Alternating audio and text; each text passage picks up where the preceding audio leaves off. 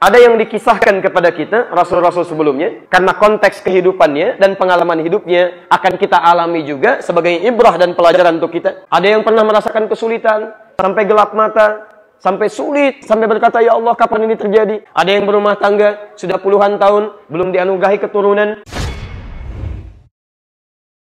Kami mengutus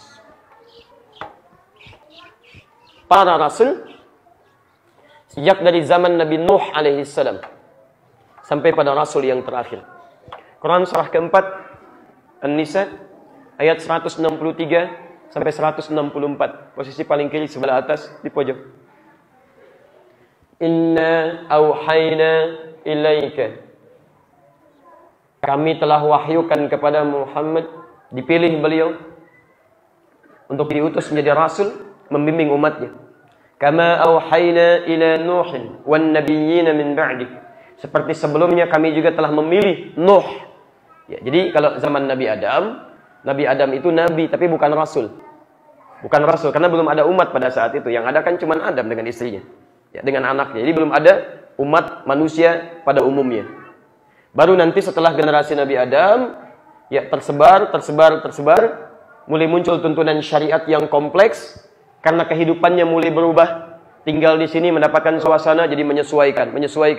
Makanya orang Bandung dengan orang Jakarta aktivitasnya bisa beda, kesibukannya bisa lain, kondisinya bisa berbeda. Antum saja misal sholat di tempat A, jamaahnya misalnya cukup, sholatnya cuma sekali. Sekarang kita padat misalnya, bagaimana tuntunannya ketika padat seperti itu? Ya, bagaimana lagi kalau ditafsirkan dalam aktivitas keseharian? Ada orang yang aktivitas dunianya beda dari zaman ke zaman. Harus menampilkan solusi-solusi supaya ada tuntunan dalam bentuk ibadah dan sebagai khalifah Allah di muka bumi. Kesulitan-kesulitan inilah kemudian yang harus dipecahkan untuk diberikan solusi sesuai dengan konteks zamannya. Maka mulailah pada zaman Nabi Nuh alaihissalam diutus beliau untuk membimbing masalah umatnya yang kompleks supaya tetap berada dalam konteks ibadah dan menjadi fungsi khalifah. Ya. Dari Nabi Nuh ke Nabi Adam sekitaran 5-6 generasi. Nuh alaihissalam bin Mikhlail bin Matushadah bin Anwas ya bin Kinan bin Anwas bin Thith bin Adam alaihissalam. Nuh bin Mikhlail bin Matushadah bin Kinan bin Anwas bin Thith bin Adam alaihissalam. 6 generasi sampai ke Nabi Adam. Quran surah keempat ayat 163 ya kan? Kama auhayna ila Nuhin wan nabiyyina min ba'di. Dan kami pun utus nabi-nabi, rasul-rasul setelah Nabi Nuh. Di begitu Nabi Nuh selesai, tersebar lagi kehidupan, mulai ada bimbingan lagi dengan konteks yang baru. Kehidupan yang baru, tantangan yang berbeda, butuh solusi-solusi. Maka diutuslah nabi-nabi setelah Nabi Nuh alaihissalam sampai ke Nabi Muhammad sallallahu alaihi wasallam. Kalau antum urutkan, misal saya pernah sampaikan ini, Muhammad bin Abdullah bin Abdul Muttalib bin Hashim bin Abdul Manaf bin Qusay bin Murrah bin Kilab bin Ka'ab bin Ghalib bin Fihr bin Malik bin Nadar bin Kinana bin Khuzaimah bin Mudrika bin Ilyas alaihissalam bin Nizar bin Mudar bin Ma'ad bin Adnan bin Addi bin Adri bin Muqawwam bin Nahur bin Tarikh bin Ya'rub bin Yasjub bin Nabit bin Ismail alaihissalam bin Ibrahim alaihissalam bin Azar atau bin Nahur bin Abir bin Kinan bin Al-Fahsyad bin Sam bin Nuh alaihissalam. Muhammad sallallahu alaihi wasallam sampai Nabi Nuh alaihi salam. Bin Mikhlail, bin Matushadah, bin Kinan, bin Anwas, bin Thith, bin Adam alaihi salam. Semua nyambung. Ada yang dikisahkan kepada kita, Rasul-Rasul sebelumnya, karena konteks kehidupannya dan pengalaman hidupnya akan kita alami juga sebagai ibrah dan pelajaran untuk kita.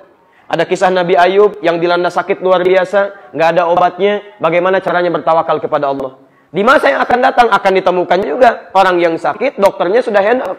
Bahkan give up, nggak mungkin nih Pak, nggak ada obatnya. Bagaimana menyelesaikan solusinya? Makanya dikisahkan Rasul di masa lalu sebagai pelajaran bagi kita, bagaimana cara memohon solusi kepada Allah.